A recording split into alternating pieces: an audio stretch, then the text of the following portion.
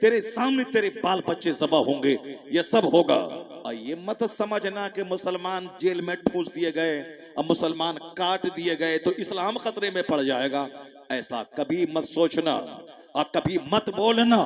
मौलाना अगर बोलता है इस्लाम खतरे में है तो मौलाना झूठा है। अगर नेता कोई बोलता है इस्लाम खतरे में है तो वो नेता झूठा है। इस्लाम न कभी खतरे में था, न आज है, न कयामत तक रहेगा। ये बंदे की बात झूठी, अल्लाह की बात सच्ची। अल्लाह कहता है, क्या कहता है? अल्लाह कहता है इन्ना नहनो नज़्ज़लना ज़िक्र व इन्ना लहू लहाफ़िज़ून। हमने ये कुरान उतारा है, हम ही इसके मुहाफिज हैं। चाहे तुम पढ़ोगे तो तेरा भला, घर में बरकत, सीने में ठंडक, आंख में राहत, बीमारी का इलाज, खेती बाड़ी में बरकत, तिजारत में बरकत, सब होगी। लेकिन अगर तुमने छोड़ दिया कुरान पढ़ना तो ये मत समझना कि कुरान पाक मिट जाएगा या काफिर इसे कुरान पाक को दुनिया से खत्म कर देंगे। नहीं, अल्लाह कहता है इसके मुहाफिज हम हैं। और युरीदूना लियुत्फिउ नूरल्लाहि बिअफ़वाहिहिम वल्लाहु मुतिम्मु नूरी। ये कुफ्फारो मुशरिकीन अपने मुंह से चाहते हैं कि इस्लाम का चिराग बुझा दें, इस्लाम का नूर बुझा दें। अल्लाह कहता है ये बुझाना चाहते हैं, अल्लाह इस चिराग को पूरा करना चाहता है। इसको पूरा कर, अल्लाह मुतिम्मु नूरी, इस नूर को पूरा करने वाला है। तो इनकी बात नहीं मानी जाएगी, अल्लाह की बात मानी जाएगी। इसे इस्लाम को कोई खतरा नहीं है। अलबत्ता बदकार मुसलमानों को खतरा है। ये जेल में ठूसे जाएंगे, ये काटे जाएंगे, ये पीटे जाएंगे, ये हक से महरूम कर दिए जाएंगे, ये दाने दाने को तड़पेंगे। ये सजा उनकी बदअमली की। अगर सजा मिल गई, अगर ईमान सलामत रहा कि अल्लाह अल्लाह कर रहा है, रसूल पाक पे ईमान ला रहा है, तो नारे तकबीर, नारे माशाअल्लाह, रिसालत, सुभान नारे गौसियत, सुभान मसला के आला हजरत, नारे तकबीर। सुभान अल्लाह। देखिए हमारे हारून भाई आ गए, माशाअल्लाह, क्या बात है। बहुत दूर से सफर करके तशरीफ ले आए। और साहब उस्मान हारूनी भाई के नात पढ़ते हैं, नात की तरह नात पढ़ते हैं। मैं बहुत पसंद करता हूँ इनको। ना उछलते हैं, ना गाते हैं, ना कोई मशीन अपने साथ में लाते हैं। माशाअल्लाह बिल्कुल जबरदस्त। आज तक आप लोगों ने कोई मशीन देखा है इनके साथ? कभी नहीं देखा। ये 25 साल से नात पढ़ रहे हैं, बचपन से नात पढ़ रहे हैं। ना कोई मशीन है, ना कोई झाझन है, कुछ नहीं है। बस खड़े हो गए तो न साहब इधर करना है, ना उधर करना है, ना नचवाना, बस पढ़ रहे, मस्ती से पढ़ रहे हैं अपना। नात खानी इसे कहते हैं। ये सब नात खानी। अब वो झाझन, वो साहब बाजा, वो पैर से हिलाना डुलाना, ये सारी चीजें सब मजाज खराब करने वाली चीजें, महफिल को कव्वाली की महफिल की तरफ ले जाने वाली चीजें। वरना जलसा 5-5 दिन के पहले जलसा होता था, तकरीरें होती थी, साल भर उस तकरीर का चर्चा होता था। तकरीरें होती थी, अमाल के इसराह पे होती थी, अकायद की दुरुस्तगी पे तकरीरें होती थी। जलसा का एक महफिल, एक सब चलता फिरता मदरसा होता था। अल्लाह तबारक व तआला फिर उसी दौर को अल्लाह ताला हमें अता फरमा दे, ताकि मलसे से उठें तो साल भर आबादी में रहमत व नूर की बारिश होती रहे और हर तरफ दीनी तालीमी सिलसिला जारी रहे। अब जरा गौर से सुनिए, इस्लाम को कोई खतरा नहीं है, किसी से कभी भी नहीं। हम बुरे हैं, हम मारे जाएंगे, हम काटे जाएंगे। हमारे लोग, जाहिर सी बात है, मेरे बच्चों का कपड़ा जब फटा हुआ पैंट रहेगा, बाल जोकर की तरह बना लेंगे चारों तरफ से, दाढ़ी मोड़ लेंगे, मुस्तफा की सुन्नत को बिल्कुल खत्म कर डालेंगे, नमाज मस्जिदें वीरान हो जाएंगी। अब हमारी माँ बहन बेटियां जो घर को जन्नत बनाने के लिए हैं, वह जीन्स टी शर्ट पहन के डॉक्टर इंजीनियर मास्टर बनने के शौक में घर से बाहर निकल जाएगी। मर्द खाता कमाता है, पेट नहीं भरा, और एक औरत कमाएगी खाएगी और तब जाके घर वाले का पेट भरेगा। जबकि इस्लाम ने मेहर की रकम मर्द को, नानो नफका मर्द पर, कपड़ा मर्द पर, ये सब दिया कि रो रानी बन के रहेगी। वो कमाने के लिए नहीं पैदा हुई है, वो तुम्हारे घर को जन्नत नुमा बनाने के लिए, तुम्हारी औलाद पैदा करने के लिए, तेरे दिलों को तस्कीन पैदा करने के लिए। और तुम उनको साहब सड़कों पे निकाल दिया इंजीनियर डॉक्टर बनने के शौक में। इंजीनियर तो बनी नहीं, अलबत्ता इज्जत तार तार कर दिया। डॉक्टर तो बनी नहीं, अलबत्ता इज्जत की धज्जियां उड़ा दी, समाज को ज़नाकारी की दहलीज पे लाके खड़ा कर दिया। ऐसा नहीं कि पढ़ने लिखने के बाद आदमी बार बार देखेगा तो जी भर जाएगा। जहां नहीं देखा जाता है वहां देखने का शौक होता है, जहां दिन रात देखते रहेंगे वहां शौक मिट जाएगा। 110% झूठ है ये। एंटी नेचुरल बात में सदाकत कहां से आएगी? कलकत्ता के मेडिकल कॉलेज में क्या हुआ, जहां लड़कियां पढ़ रही हैं, एमडी लड़की के साथ कॉलेज के प्रिंसिपल ने को काला करतूत किया कि सारी दुनिया में हिंदुस्तान की तू बच गई, बदनामी हो गई। डॉक्टर पढ़ने वाली लड़कियां डॉक्टर, साफ तहखाने में रैकेट चल रहा है। क्या क्या नहीं हिंदुस्तान में हो रहा है, कभी थाने में, कभी जीआरपीएफ नौजवान के सामने, कभी शेल्टर होम में, कभी हॉस्टल में, कभी साहब भोपाल और साहब कोटा में हॉस्टल में, गर्ल्स हॉस्टल, बॉयज हॉस्टल, क्या तमाशे हो रहे हैं सबको मालूम है। तो अल्लाह ने ऐसे नहीं कहा था करना फी बुयूतिकुन्ना वला तबर्रजना तबर्रुजल जाहिलिया।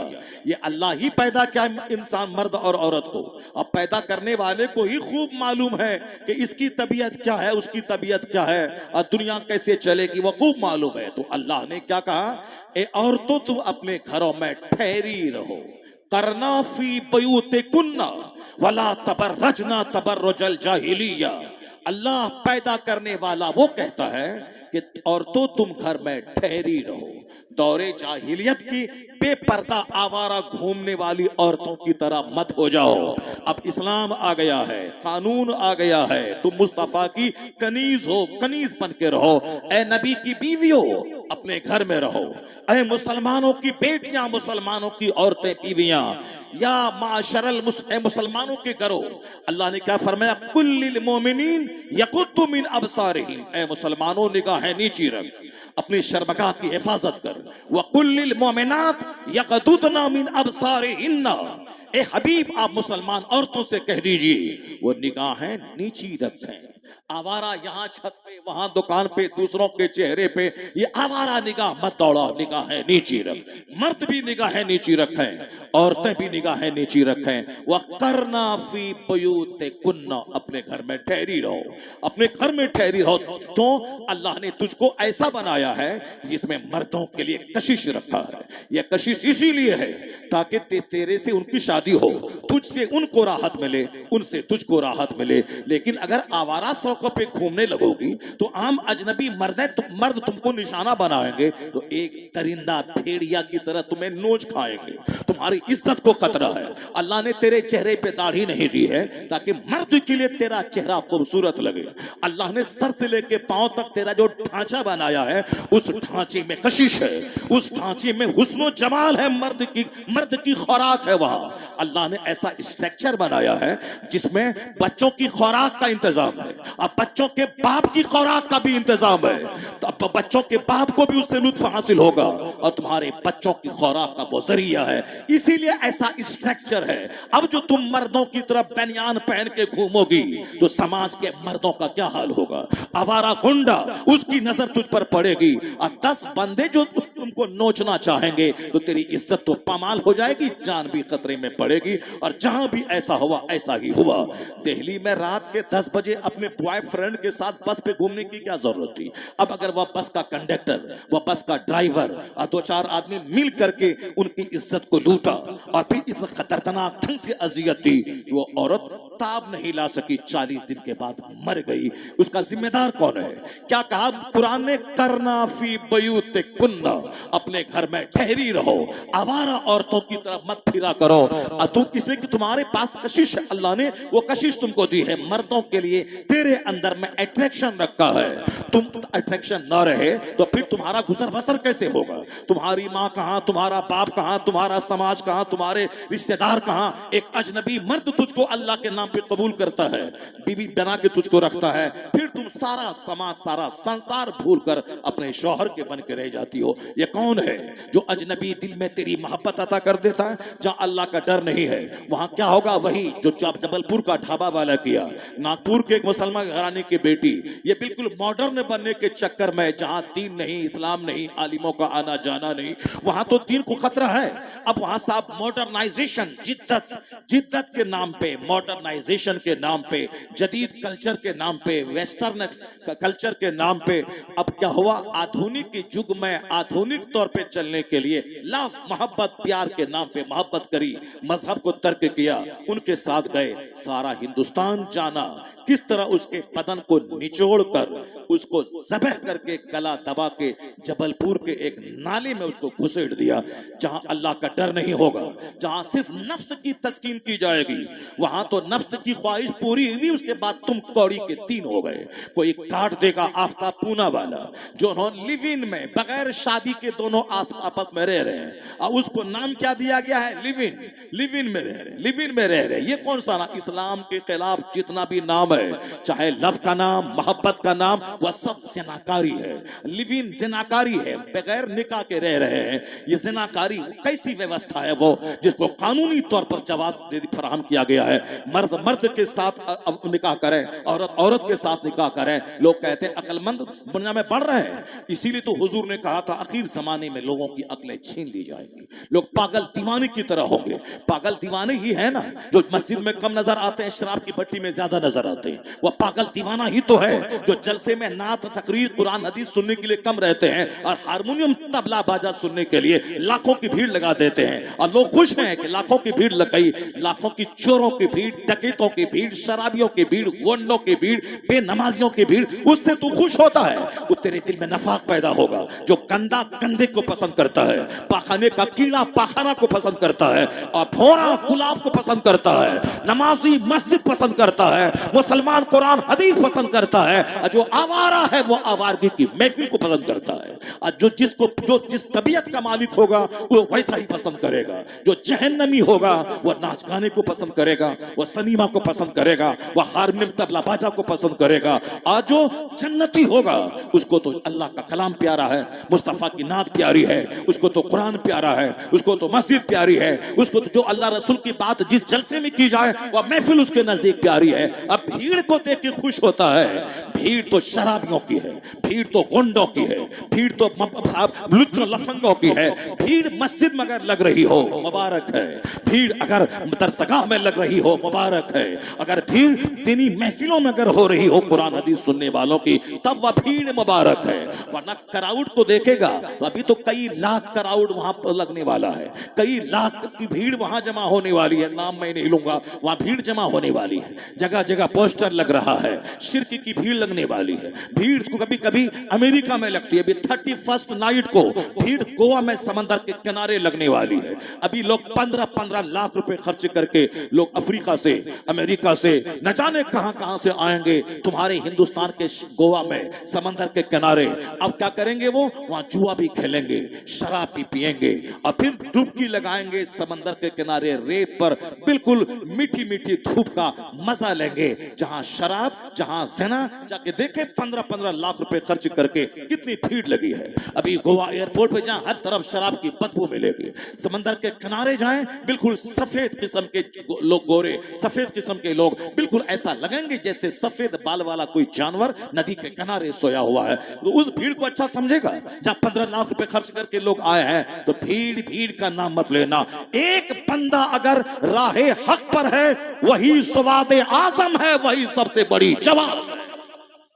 अगर कुफ्र की तरफ करोड़ों लोग खड़े हैं, अगर वो गलत है, कुफ्र है, शिर्क है, जुर्म है, हराम है, तो उसका कोई वैल्यू नहीं है। वैल्यू इमाम हुसैन का है जो 72 मिल के वहां थे। अब 22,000 जो हुसैन के मुखालिफ आए हैं, हक वहां नहीं है, हक हुसैन के पास है।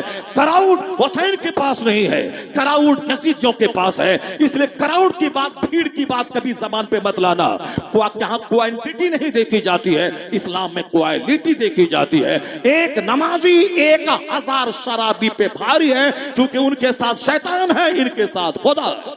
नारे तकबीर, नारे रिसालत, मसलके आला हजरत, उलमाए अहले सुन्नत, नारे तकबीर। माशाअल्लाह। क्राउड की बात मत करना, भीड़ की बात मत करना, क्वांटिटी की बात कर, क्वालिटी की बात करना। क्वालिटी जिसके पास है वो, अल्लाह ने जो कहा वो सच है। अल्लाह से हट के जब बंदा सोचेगा दुनिया में तबाही आएगी। नहीं देखा तुमने 5 बलात्कारी को फांसी की सजा हो गई, लेकिन उसके बावजूद आए दिन ज़िना और रेप और कत्ल के मामला पेश आ रहे हैं। क्यों नहीं रुक रहा? मैं तो अक्सर कहता हूं, आपने 5 बंदों को फांसी दे दी, फिर भी रेप नहीं रोक पाया, क्राइम नहीं रुक पाया। यहाँ तक कि पढ़े लिखे लोग मेडिकल कॉलेज में इस तरह की बुराई कर रहे हैं, तहखाने में इस तरह का कारोबार चल रहा है। तो इसका मतलब ये नहीं कि जहाँ दिन रात लड़कियां अधनंगी चल रही हैं, लिबास पहनने के बाद भी वो नंगी ही नजर आती हैं, तो फिर वहां देखते देखते जी भर जाएगा। ये भरने वाली चीज नहीं है। ऐसा थोड़ी कि आज मैं 10 रोटी खा लूं तो कल भूख नहीं लगेगी, कल मैं आज मैं पानी पी लूं 1 लीटर तो कल प्यास नहीं लगेगी। नहीं, जब तक बंदा जिंदा है तब तक प्यास लगेगी, जब तक बंदा जिंदा है तब तक भूख लगेगी, और जब तक बंदा जवान है तब तक औरतों की चाहत होगी। इसीलिए अब उस चाहत को कंट्रोल देना है, उस भूख को कंट्रोल देना है, उस प्यास को एक लाइन देनी है। ऐसा नहीं कि जो मिले सब पी ले, नहीं, क्या पीना है क्या नहीं पीना है ये बताना है। क्या लीगल है क्या इलीगल है, क्या राइट है क्या रॉन्ग है, क्या परमिटेड है क्या फॉरबिडन है, क्या जायज है क्या नाजायज है, क्या पिए क्या नहीं पिए, क्या खाएं क्या नहीं खाएं, ये देखना है। उसी तरह जब औरतों की ख्वाहिश हर मर्द के दिल में है और मर्दों की ख्वाहिश हर औरत के दिल में है, अगर ये ख्वाहिश बेलगाम हो गई तो समाज में जुल्म होगा, समाज में कत्ल होगा, समाज में अफरा तफरी रहेगी। बीवी रहेगी दूसरे की, 10 गुंडे की नजर में उसकी बीवी अच्छी लगी, फिर उसकी बीवी को वहां से बाई फोर्स निकालेगा, उससे रेप करेगा, उसको कत्ल करेगा। ये समाज में कत्ल आम हो जाएगा, औरतों को पाने के लिए कत्ल आम हो जाएगा। इसलिए कहा गया जब आपकी कचहरी, आपका कोर्ट, आपकी आर्मी, आपकी फौज जब रेप नहीं रोक पाई तो आप कानून पर्दा का मजाक उड़ाते हैं। नहीं देखा आपने किस कदर दौरे जाहिलियत में औरतें बेपर्दा रहती थी, सौतेली माओ से दुर्व्यवहार होता था। एक बाप की 2 बीवियां हैं, बाप अगर मर गया तो उसका बेटा अपने बाप की बीवियों के साथ बलात्कार करता था, उसको बाप के छोड़े हुए माल की तरफ विरासत में कर लेता था। लेकिन मालूम है जब पैगंबर आजम अलैहिस्सलाम जब दुनिया में अहकाम लेके आए, जब हिदायत और दीन हक लेके आए, तो हुजूर ने क्या कहा था, देख लेना वो दिन आके रहेगा कि एक औरत हीरा से चल के तवाफे काबा करने आएगी, खाने काबा का तवाफ करके लौट जाएगी, कोई पूछने वाला तक न होगा कि तू कौन है, कहां से आई है। वो अमन कायम होगा। तो अमन कायम हुआ जहां सौतेली माताओं से दुर्व्यवहार होता था, जहां पड़ोसी की औरतों से ज़िना होता था, जहां पानी से ज्यादा शराब पी जाती थी। अचानक वो मुआशरा कैसे बदल गया, कैसे बदल गया। खुद नते जो राह पे औरों के हादी बन गए। क्या नजर थी जिसने मुर्दों को मसीहा कर दिया। अरब के वही लोग जो चोर थे दूसरों के माल के मुहाफिज बन गए, जो अपनी सौतेली माताओं की आबरू के लुटेरे थे वो अजनबी औरतों की आबरू के मुहाफिज बन गए। जो एक सिक्के की खातिर चोरी करते थे अब करोड़ों का माल पड़ा हुआ है, चोरी करना तो दूर उस माल के मुहाफिज बन के खड़े हैं, कोई इसका माल ले जाए। ऐसी सोच कहां से बदल गई। आका ने कहा था अभी खौफ में तुम लोग जी रहे हो और कहते हो कि हम लोग कैसे, हम लोग इस्तिंजा करने बाहर जाते हैं तो भी जान का खतरा लगा रहता है। हुजूर ने कहा था सब्र करना, वो दिन आने वाला है कि अमन का राज होगा, हर तरफ पीस कायम होगा। यहां तक कि एक औरत हीरा से चल के आएगी, तवाफे काबा करके लौट जाएगी, कोई पूछने वाला न होगा कि तू कौन है, कहां से आई है। वो दिन आके रहा। एक सहाबी कहते हैं मैंने देखा वो दिन आ गया जब इस्लाम का दबदबा कायम हुआ, इस्लामिक गवर्नमेंट कायम हुई, कुफ्र और शिर्क पर तबाही आई। सारे कुफार और मुशरिकीन कुछ तो मारे गए और जो सारे कलमा पढ़ लिए। जब हर तरफ इस्लामी सल्तनत कायम हुई, चोरी खत्म, डकैती खत्म, शराब नोशी खत्म, ज़िनाकारी खत्म, यहां तक कि वह लोग ज़िना के आदी अब इस कदर अंदर से बदल गए जो कहते मैंने देखा एक औरत जेवरात से लैस होकर आई है, हीरा से इराक से चलकर तवाफे काबा करके लौट गई है। रास्ते में सिवाय दरिंदा जानवरों के किसी इंसान की तरफ से कोई मजालिम का कोई खौफ नहीं था। तो अचानक ऐसा किसने बदला। वो कानून मुस्तफा था जो समाज बदल दिया, वो कानून मुस्तफा था जो बंदों की टेंडेंसी बदल दी, जो जीने का अंदाज बदल दिया। आज आपके पास कचहरी है मगर रोजाना आपके अखबारात में बलात्कार की खबरें आ रही है, रोजाना रेप की खबरें आ रही है, रोजाना कत्ल की खबरें आ रही है।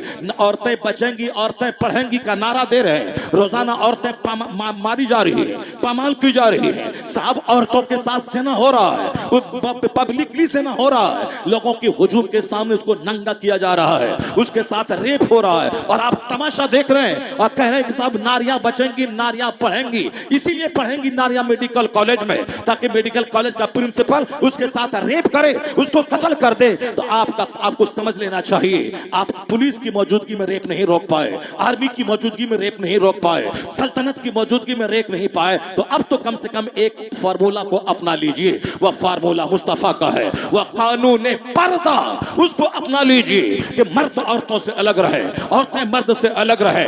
जब रेलवे स्टेशन में दोनों का डब्बा अलग रह सकता है, तो पढ़ने के इदारे भी, गर्ल्स कॉलेज अलग रहे, बॉयज कॉलेज अलग रहे, पढ़ाने वाले यहाँ मर्द रहे, पढ़ाने वाली वहां औरतें रहे, ट्यूशन सेंटर में दोनों अलग रहे, कोचिंग सेंटर में दोनों अलग रहे। मखलूत निज़ाम तालीम को बंद कीजिए। 18 साल का जवान, 18 साल का जवान लड़का, जवान लड़की एक टेबल पर दोनों पढ़ेंगे तो रेप से कोई उसको रोक नहीं पाएगा। अगर दो चार लड़कों की नजर उस पर पड़ी तो फिर आपस में कत्ल होगा उसको पाने की खातिर। तो आपने आर्मी की मौजूदगी में, कचहरी की मौजूदगी में जिना नहीं रोक पाया, तो अब तो मेरी बात मुझसे कम मान लीजिए, मुस्तफा का कानून अपना लीजिए। अब कानून पर्दा नाफिज कीजिए, करना फी बयूते कुन्ना पे अमल कीजिए, वो यहफज़ना फुरूजहुन्ना पे अमल कीजिए, कुल्लिल मुमिनात यग़ुद्दुना मिन अब्सारिहिन्ना पे अमल कीजिए। औरतों को पर्दे में रखिए, मर्दों को उसके करीब न जाने दीजिए। सोशल तौर पर शादी करके एक दूसरे से करीब होइए। अल्लाह ने आपके लिए ही बनाया है, आपको उनके लिए बनाया है, तो सामाजिक तौर पर निकाह करके एक दूसरे से कुर्बत हासिल कीजिए और ज़िना के तौर पर नहीं। तो मैं दावे से कहता हूं, जिस दिन मुस्तफा का कानून पर्दा दुनिया में नाफिज हो जाए, 90% रेप और कत्ल का मामला खत्म हो जाएगा। उसी तरह अमन कायम होगा जैसे मुस्तफा के कानून ने अरब में अमन का नाफिज कर दिया और अमन अरब से ज़िना, शराब, लूट खसोट सबको मिटा दिया। ऐसा मिटाया कि आज तक वहां पे उस तरह की बेहयाई नहीं आई। इसलिए ये कानून आपने आजमाया है, उसको आजमा के देखिए। कानून पर्दा को रेप घटेगा, इज्जत का माहौल पैदा होता चला नारे तकबीर, घटेगा, इज्जत का माहौल पैदा होता चला। नारे गौसियत। ठीक है, मैं तो उम्मीद करता हूं कि कभी भी नहीं गवर्नमेंट इस बात को तस्लीम करेगी। जब उनको हिजाब बर्दाश्त नहीं है, उनको निकाब बर्दाश्त नहीं है, तो फिर उनको ये कानून पर्दा कैसे बर्दाश्त होगा। उसको तो कम से कम जो मुस्तफ़ा का गुलाम है, जो मुस्तफ़ा का कलमा पढ़ने वाला है, जो मुस्तफ़ा को अपना नबी और पेशवा रहनुमा मानने वाला है, कम से कम ये तो कर सकते हैं। ये तो कम से कम इंजीनियर, डॉक्टर बनने के शौक में अपनी बेटी को बेपर्दा न करें। कम से कम ये तो कर सकते हैं, मैट्रिक इंटर ग्रेजुएशन के चक्कर में अपनी बेटी को जींस और टी शर्ट पहना करके समाज को सेना की दावत ये तो न दें। कम से कम ये तो मुस्तफ़ा के उसूल पे अमल करें। कम से कम ये तो कुरान पाक की हिदायतों को माने। कम से कम ये तो बुजुर्गान दिन की तर्ज जिंदगी को अपनी जिंदगी में दाखिल करें। काम सारा काफिरों जैसा, और उम्मीद करते हैं अल्लाह की रहमतें नाजिल हो जाए, बरकतें नाजिल हो जाएं। ऐसा नहीं होगा। काम करना होगा मुस्तफ़ा के गुलामों जैसा। फिर आप दुआ नहीं भी करें, काम अगर गुलामी मुस्तफ़ा जैसा है, तो फिर वही डॉक्टर इकबाल की ज़बानी, खुदी को कर बुलंद इतना कि हर तकदीर से पहले खुदा बंदे से खुद पूछे बता तेरी रजा क्या है। खुदा हिफाजत नाजिल करेगा, खुदा बरकतें नाजिल करेगा। अब जरा गौर से मैं एक चैप्टर खोलता हूँ, बस उस चैप्टर में सब कुछ मौजूद है, सब कुछ मौजूद है। हमारी सोच का इलाज भी है, हमारे मौजूदा तर्ज जिंदगी, तर्ज हयात को भी एक आईना दिखलाता है। मैं अक्सर व बेशतर अभी लोगों से कह रहा हूँ, कसूर अपना है और कहते हैं कि अल्लाह कहाँ है। कसूर हमारा है, कहते हैं रसूलुल्लाह कहाँ है। कसूर हमारा है, कहते हैं कि अल्लाह की मदद कहाँ है। और फिर जब ज्यादा उसका झुंझला जाए दिल, तो झुंझला कर कुफ्र कबूल कर लें, उसी के साथ चले जाएं। ये माल का इश्क, ये हुस्न का इश्क, ये दुनिया के इख्तिदार का हुस्न, इख्तिदार का इश्क बंदे को तबाह बर्बाद कर डालेगा। हुजूर ने कहा था ये दुनिया आरजी है, फानी है। आका ने समझाते हुए कहा था, क्या कहा था? वल्लाहि, अल्लाह की कसम। हुजूर को कसम खाने की क्या जरूरत है? सरकार ने कहा अल्लाह है, हमने मान लिया।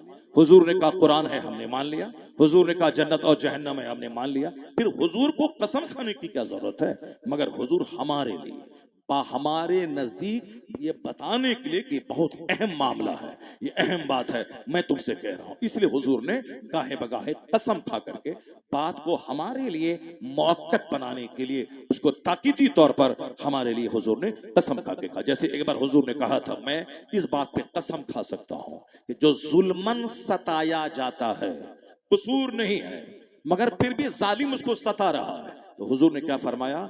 मैं कसम खा के कहता हूं कि अल्लाह उसकी इज्जत को बढ़ा देता है। जो जुल्मन सताया जाता है, कसूर नहीं है हमारा, और फिर भी ये हमको सता रहा है। मुस्तफा कसम खा के क्या कहते हैं, सच्चों के सरदार, सच्चों के सरदार क्या कहते हैं, मैं कसम खा के कहता हूं कि जो जुल्मन सताया जाता है अल्लाह उसकी इज्जत को बढ़ा देता है। और हुजूर ने दूसरी कसम ये खाई, मैं कसम खा के कहता हूं कि जो माल अल्लाह की राह में खर्च होता है, सदका देने से माल घटता नहीं है, सदका देने से माल घटता नहीं है। अब समाज में अगर कोई ये बोले हम तो पहले बहुत खैरात करते थे, बहुत ज़कात निकालते थे, बहुत गरीब और मिस्किनों को देते थे, मेरा माल क्यों घट गया, तो ये माल सदका देने से नहीं घटा है, ये माल किसी दूसरे एक्सटर्नल फैक्टर की वजह से घटा होगा। कोई खारजी अवामिल उसके होंगे जिसकी वजह, जैसे वो बिजनेस ठीक से नहीं कर रहा, टाइम पे दुकान नहीं जा रहा, मेहनत और लगनशीलता से काम नहीं कर रहा है, वो झूठ बोल रहा है बिजनेस में, या फिर दूसरों को धोखा दे रहा है, 5 रुपए का माल 5000 में बेच रहा है, कुछ तो फैक्टर दूसरा रहेगा। ये कि मैं सदका कर रहा था तो मेरा माल घट गया, ये 110% झूठ है। मुस्तफा सच्चों के सरदार हैं, वो कसम खा के कहते हैं कि सदका करने से माल घटता नहीं है। ये 100% तजर्बा भी है और सारे लोग आजमा भी ले इसको कि सदका करने से माल घटता नहीं है। हमको और आपको तो तजर्बा कम है, मगर बंबई के उन सेठों को ज्यादा तजर्बा है जो 1.5 करोड़ ज़कात निकालते हैं हर साल, 5 करोड़ ज़कात निकालते हैं। 1 करोड़ में ज़कात की रकम निकलती है 2.5 लाख रुपए, 1 लाख में 2500, 1 करोड़ में 2.5 लाख, 100 करोड़ में 2.5 करोड़। तो जिनके पास 500 करोड़ की जायदाद है, जिनके पास 1000 करोड़ की जायदाद है, वो ज़कात निकालते हैं। ज़कात में रकम कितनी निकली, 5 करोड़। ज़कात में कितने रुपए निकले उसके, 2 करोड़। हम लोग 2 करोड़ का कभी मुंह नहीं देखते हैं। वह 2 करोड़ ज़कात निकाल के मदरसे में दे दिए, अपने पीर साहब को दे दिया 1 करोड़ रुपया के आप इनको अपने जहां अपने मदरसे हैं, जहां पढ़ाई होती है, जहां गरीब बच्चे खाते पीते हैं, बांट दीजिए। हम लोग तो 1 करोड़ कमाए कितने साल में, यहाँ 1 करोड़ हर साल निकाल रहे हैं। उसका स्टेटमेंट है कि मैं ज़कात में जितने पैसे निकालता हूं तो मेरा माल तो घट जाना चाहिए।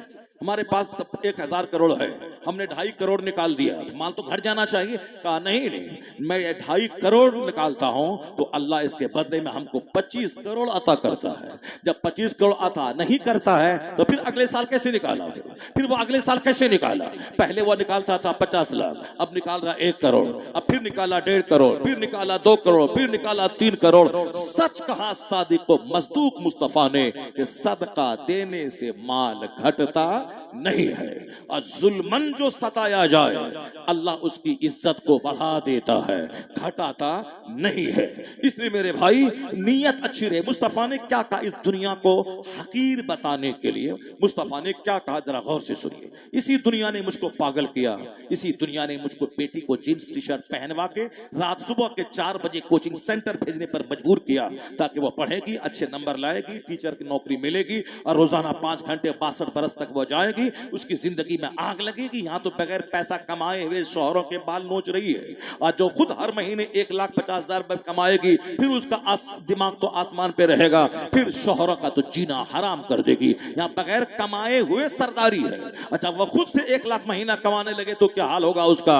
इसीलिए इनको कहा करना फी बुयूतिकुन्ना, अपने घरों में ठहरी रहो, वला तबर्रजना तबर्रुजल जाहिलिया, दौरे जाहिलियत की औरतों की तरह बेपर्दा आवारा फिरती मत रहा करो, पर्दे में रहा करो। अगर जरूरतन घर से बाहर निकलना पड़े तो सर से लेके पांव तक ऐसी मोटी चादर डाल ले कि आवारों की नजर तुझ पे न पड़े। ये निकाब और हिजाब जो चलन है, ये एक रस्मी तौर पर हिजाब है, सर के बाल खुले हुए हैं, निकाब है, सर के बाल खुले हुए हैं। सर के बाल को अंदर रखवाने के लिए ही ये पर्दा था। अब यहाँ पर हिजाब है, सर के बाल बाहर है, इसका मतलब है यहूदियों की साजिश कामयाब हो गई। वह निकाब की आड़ में मेरी बेटियों को रुस्वा करना चाहता है, वह हिजाब के डिजाइन की आड़ में